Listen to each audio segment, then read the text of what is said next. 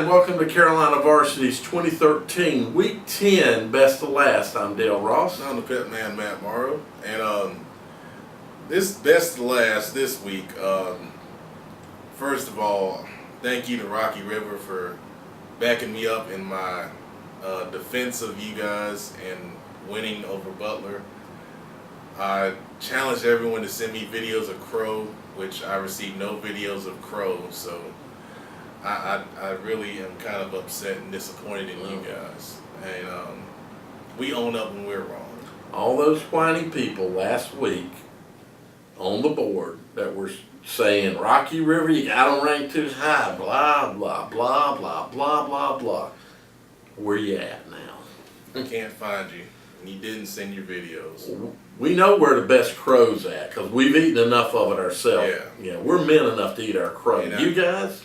And you know, at some point, we may have to eat more. But this week, I'm taking solace in the fact that they backed us up. And they're the ones who need to be eating the crow. But anyways, moving on. My top five is a little different than yours. We talked about it. Mallard Creek, Rocky River, Charlotte Catholic, Butler, and Hough are my top five. Mm-hmm. And of course, Rocky River moved up to number 2 with their win over Butler. Yep. I moved Catholic up to 3 because they had another impressive win. Even though it was South MeCKa, I still, reward them a little for that. And I didn't drop Butler down that much. Losing at Rocky River by 7, where they had to lead for part of the game and were competitive. I'm not going to punish them that much by moving them down. I just moved them down to 4. And Hough at number 5, they beat A.L. Brown 14-0. Very good defensive effort. But I think that Butler-Hough thing, I put it as a close call. And I could have put Hough above Butler, but I think those teams are really in a similar place right now. Okay, so for me, my top 5 is really just changed from last week to this week by one team. Right. And of course, one team made a big jump, or a pretty decent jump, I should say. It's a big jump to jump over Butler. Right. So I'm Mallard Creek, Rocky River, Butler, Hough, and Charlotte Catholic. I had Catholic, under these guys, and I didn't think that the Butler loss was enough to penalize them to drop them, any further than what I dropped them. Really close ball game, 1-score ball game. Right. I think those teams, I think we both agree those teams are right there close with each other. And Hough, the same thing. It was a 14-0 win over A.L. Brown. I think it was a good defensive effort, against A.L. Brown. Well, maybe not a great offensive effort, but still overall, and I think they're real. I think those teams are real close. To be honest, as we're just going to continue to eat down, we're going to have close teams. I think exactly 6 through 10 for me. West Mecklenburg definitely number 6. Providence I have at number 7. Porter Ridge 8. A.L. Brown 9, and Independence 10. Out of that group, West Meck's got a huge game with Catholic this week. Providence, they're trucking along. They get Harding, which won't be too much of a test. Porter Ridge tied for first right now. A.L. Brown, even though they lost to Hough, they only gave up 14 points. Shows that defense is showing some progress after giving up 40 to Vance. Right. So that team is still progressing and will be tough. And Independence, they beat Garinger. They move up a little bit for that, but I had a little comment earlier that Independence is being underrated, and their best win is over Olympic, which right now Olympic is really struggling. So Independence will have their shot to prove that they're ready for the spotlight, so to speak.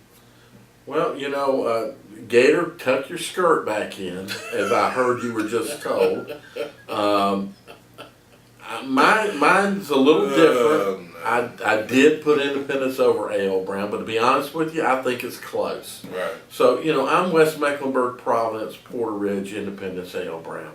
And I was real close to actually moving West Mecklenburg up over Catholic. Right. I think that's going to be a big ball game this Friday night, and I still haven't made my call on the game. So that's how close I think those two teams are. Providence, I think, has proven their dark horse worthy. That Yeah. They were called out early preseason. I felt like they would be a dark horse in their conference, and they're proven to be a pretty good overall team. Porter Ridge, Independence. We looked at this off camera. North Mecklenburg, South Mecklenburg, East Mecklenburg, Garinger, Olympic. That's your wins. I mean, Butler at least has beaten. And when you go to Richmond County and win, I'm sorry, that holds a lot of weight. Exactly. For me personally. So yeah, they only have 3 losses, and Butler only has 3 losses, but that doesn't mean the teams are on the same level by any means. Right. But I think in both our minds, they're real close to each other. Yeah, and like we said, this grouping really even under Mallard Creek, 2 through 10 could beat anyone on any given night. And we just saw it with Rocky River beating Butler. Exactly. So, you look at a listing and you see, well, why are we here? Why are we there? This year more than any other is so close and tightly knit, and the parity is just crazy. So, don't look and think we're just not this good, and the Carolina varsity has this against us. No, that's not the case at all. Like I told the Berry kids, I keep saying it. You talk with your pads on the field, it disproves anything that we can ever say. We're just talking. You make it happen. Right.